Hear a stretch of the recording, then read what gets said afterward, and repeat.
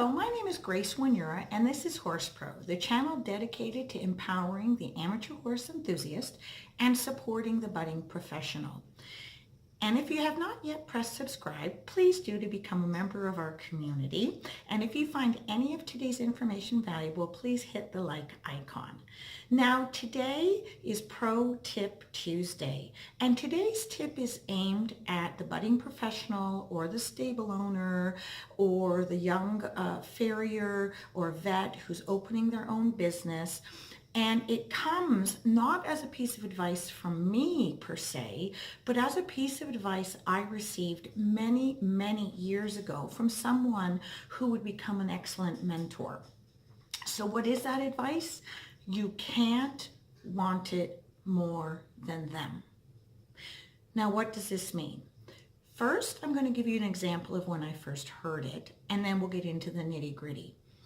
When I first started in business, I was young and I thought I could change elementally some of the things about how I wanted to do business or conduct a boarding facility, a show facility, and I did. I've achieved all my goals and I'm very grateful, partially because of advice such as, you can't want it more than them. When I opened my business and I started selling horses, and many of you who know me know that that did take up a bulk of my business and still does today, I encountered a wonderful American trainer who I began doing business with. And on one deal, they were up and they looked at a horse and they really loved the horse. But there was another horse who was far more suitable for the client, but out of budget.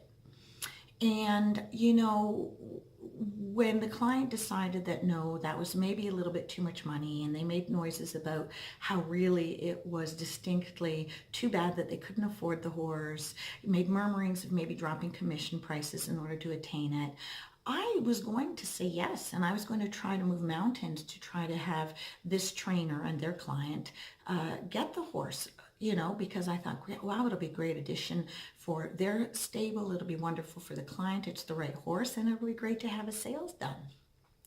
The other trainer who'd been in business a long time and who is retired now, but who absolutely exuded confidence, had loyal customers for many, many years, said to me, no, you can't want it more than them.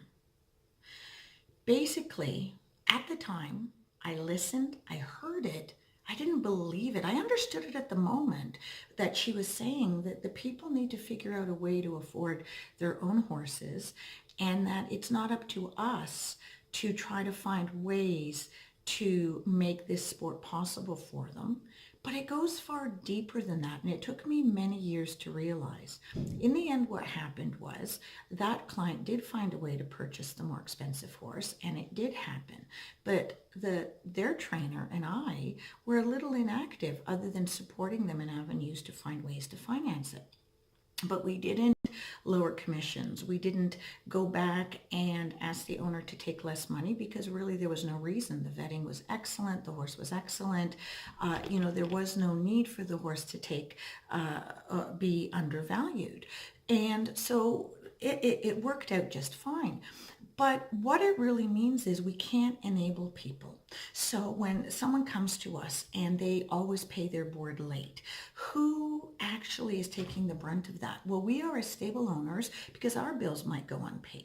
How is that fair to the people who pay their bills on time? Now, I'm not talking about a client who has a deal with you, let's say, where they get paid on the 5th of the month. So instead of paying on the 1st, they pay for the 5th. I'm talking about people who don't pay their board, but they want to go to the shows. And the trade-off is, but I'm going to the shows. I'm making you look good. I'm supporting you. So as stable owners, trainers, coaches, farriers, whatever, we say, oh my gosh, this is great because we'll eventually get paid and the people are good advertising for us. And especially from the coach point of view, we think, oh, but it's a great horse. They're such nice people. The big killer, I don't want the kids to miss out. But at the end of the day, we're enabling behavior that eventually bites us in the butt. Our worth is going down in the other people's eyes, maybe subconsciously. But listen, if you are not getting paid your board, so that the people can go to the shows, yet they're able to pay the bills at the shows. What's wrong with this scenario? Is your hay bill going paid late? Is your feed bill late? Are you accumulating all the interest that now you're behind? What about those feelings of unworthiness when you can't pay your bill? Or you feel resentment at some point because they're, complaining about a $25 board increase, yet doubling their Starbucks intake and still paying you late. So the thing of it is, you are now going to start to feel very, very minimized, and you're going to have feelings which are going to become anxiety ridden, and they're not going to reflect well, and your interaction with the people are going to go against your better sense. But remember, you've enabled them. You've wanted it more than they have. You have solved their problem. You have said yes to the manner in which they want to solve their problem. So at the end of the day, all of that leads you down the path where I have seen excellent trainers be in almost economic ruin and owed thousands at the end of a show season in board fees. So the basic costs are going unpaid so that people can seek their pleasure. So at that point, why have you become the bank? Well, you've become the bank because a little bit of a hero complex, because you feel you can. It makes you feel good to say yes to that. It makes you feel, well, I'm the only alternative. Those kids are not going to show. I'm going to be the bad guy. That is not true. That is not the case. You are not responsible for how those adults or those parents conduct their lives and how they're coming up with the funds in order to do it. But if they are asking you to wait payment and you do so for the basics and your business may be in jeopardy because of that, at what point are they being fair to you? You are undervaluing yourself. Make no mistake. I've done it. Many professionals I know do it. We are undervaluing our own worth. We're masking it by saying, well, we're doing a good thing. But we're not treating ourselves well. At some point, these people will leave you. They will. They will move on. And then you'll say, wow, I can't believe those people get paid on time and they're more expensive than I was. Why? Because they don't want it more than the client. Our own feelings of desperation, our need to be right, our need to help, our need to feel that we are really valuing and enriching these people's lives takes over. But we're already doing that. Our job as an equine professional, a coach, a trainer, we're out there to help those people learn to ride and live a quality existence. We're not out there to be their bank managers, to teach them how to run their lives. But if we're not getting paid, we can't run our lives. Our own feelings of resentment start to take over. When the people finally leave, which it is inevitable, you might not feel experiences of relief over it.